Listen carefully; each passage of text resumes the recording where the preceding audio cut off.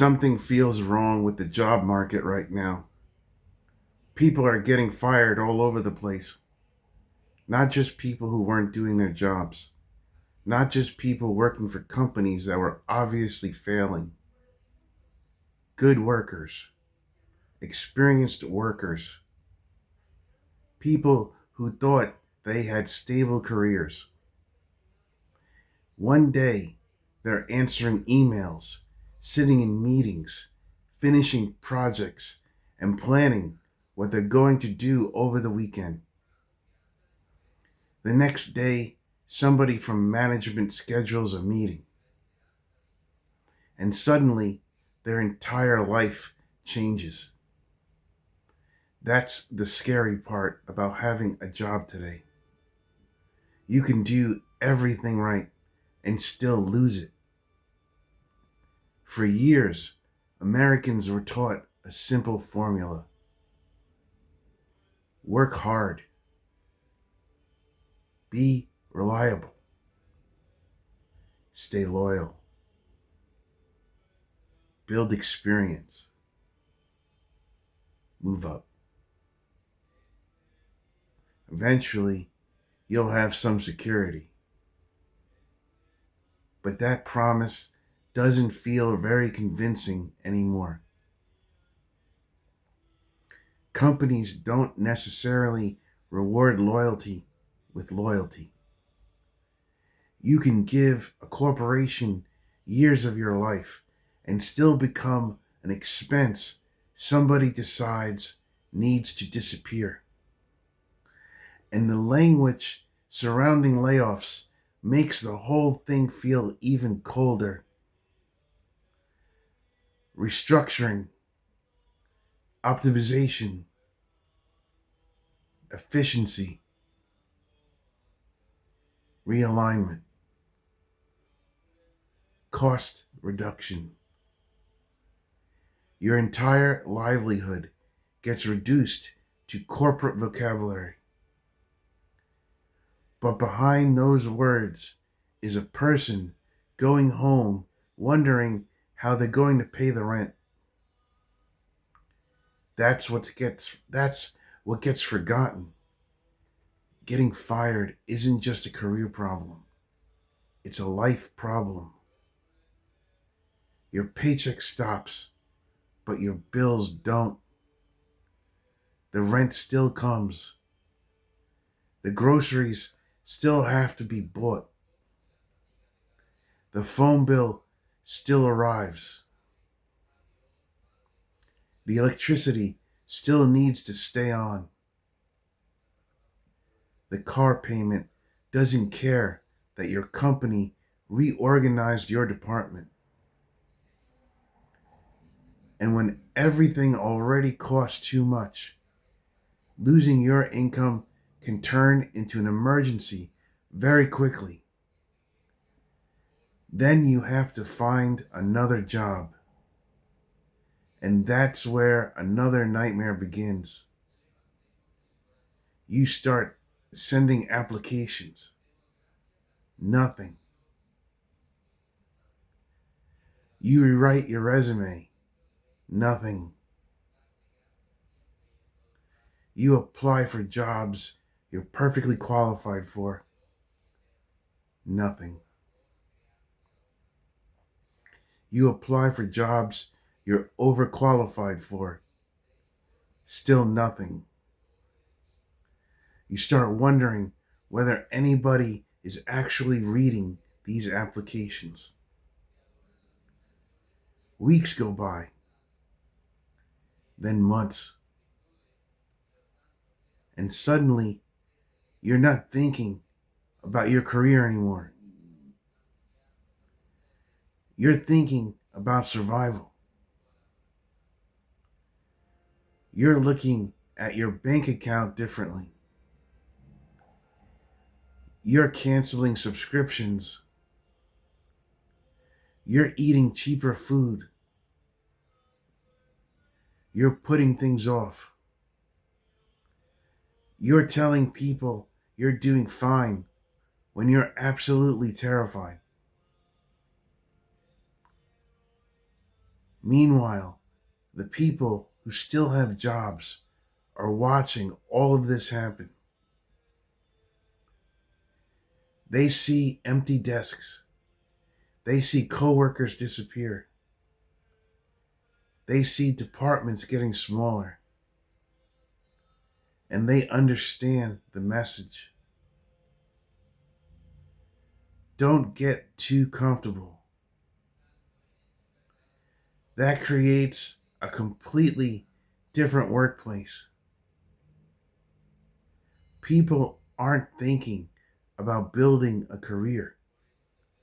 They're thinking about surviving the next restructuring.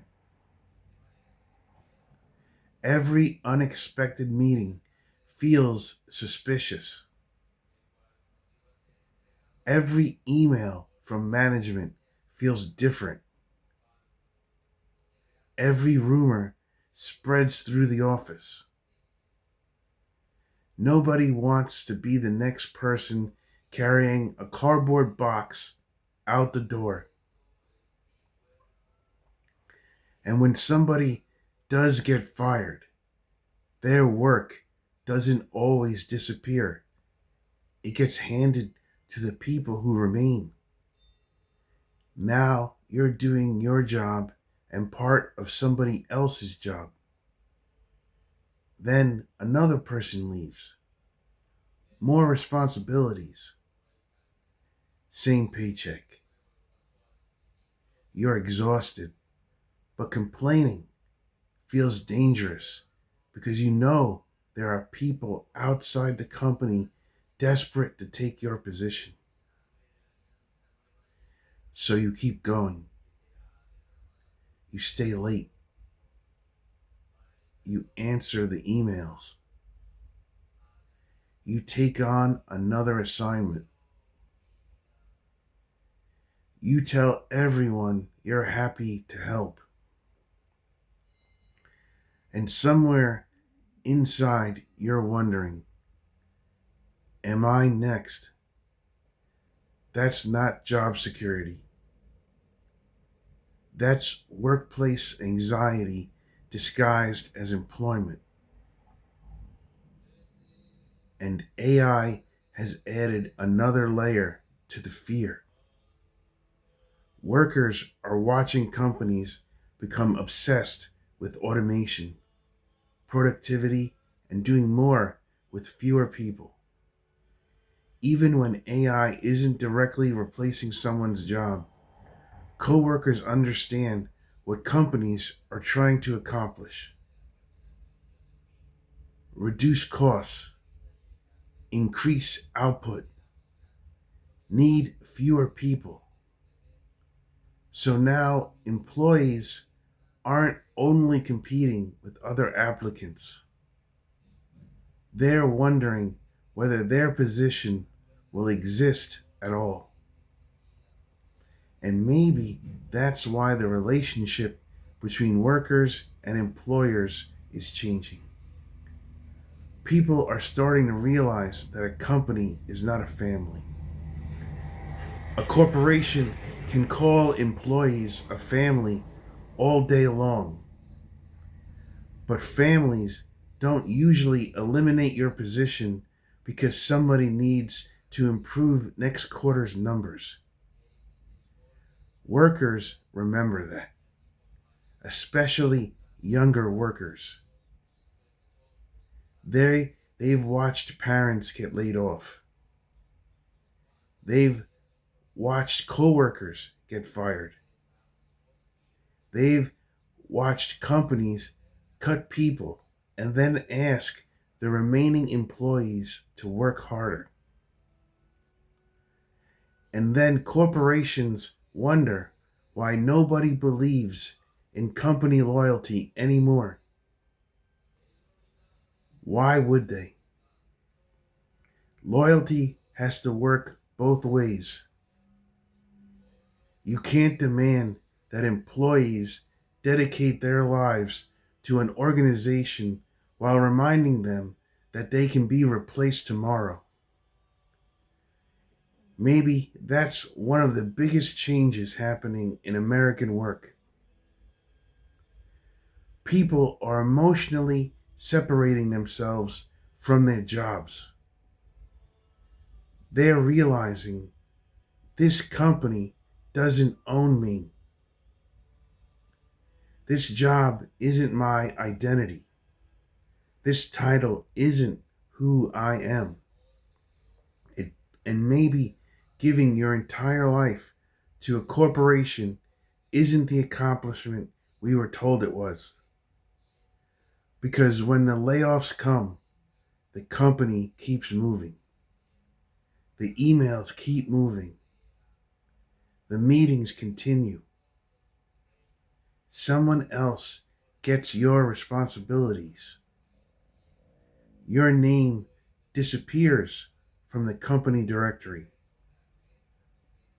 And suddenly, the place where you spent years of your life continues as if you were never there. That's a difficult thing to accept. But maybe it's something workers need to understand. Protect yourself. Build something outside your job. Keep your skills sharp. Keep your connections. Keep your options open. Because companies are always thinking about what's best for the company. Workers might finally have to start thinking about the same way about themselves. People are getting fired all over the place.